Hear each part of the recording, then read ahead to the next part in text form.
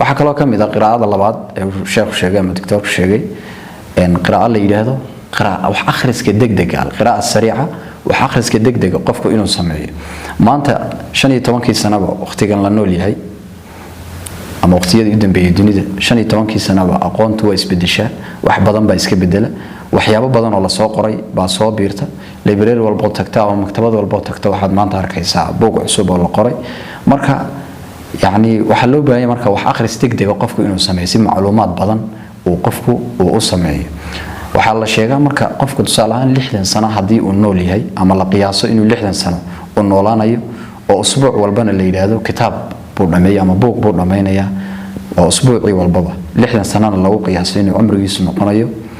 waxa la sheegaa inuu qofkaasi aqriyo 3,000 oo buug bas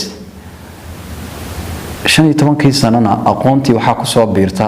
waxaan xad lahayn marka aqoonta noocaas qofku si uga faa'iideysto oo uusan wax yar ugu koobnaan maadaama umrigiisu iska kooban yahay inuu qofku markuu wax aqriyo sameeyo wax akhris ee degdeg ah inuu sameeyo faa'iidooyin badan baa wax akhriska degdeg ah ku jira waxa kamid ah inuu qofku si guud inuu wax u ogaado oo uu